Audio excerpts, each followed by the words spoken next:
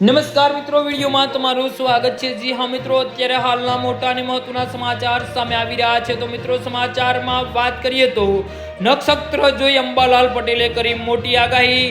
Pre monsoon પ્રવૃત્તિ બાદ રાજ્યમાં સક્રિય થશે વરસાદી સિસ્ટમો। જૂનના બીજા અને ત્રીજા સપ્તાહમાં ચોમાસું ગતિ પકડે તેવી સંભાવના પણ છે। ગુજરાતમાં કાળઝાળ ગરમી અને ઉકળતા વચ્ચે ચોમાસાની રાહ જોતા લોકો માટે રાહતના સંકેતો મળી રહ્યા છે। તો હવામાન નિષ્ણાત અંબાલાલ પટેલ તેમજ હવામાન વિભાગના અનુમાન મુજબ રાજ્યમાં આગામી દિવસોમાં વાતાવરણમાં નોંધપાત્ર ફેરફાર જોવા મળી શકે છે અને પ્રી મોન્સૂન પ્રવૃત્તિ પણ સક્રિય બનતા ચોમાસાની મજબૂત એન્ટ્રી સાથે અનુકૂળ પરિસ્થિતિ સર્જાઈ શકે છે। તો તાજેતરના દિવસોમાં દક્ષિણ ગુજરાત, સૌરાષ્ટ્ર અને મધ્ય ગુજરાતના કેટલાક વિસ્તારોમાં ગાજવીજ સાથે વરસાદી ઝાપટા નોંધાયા છે।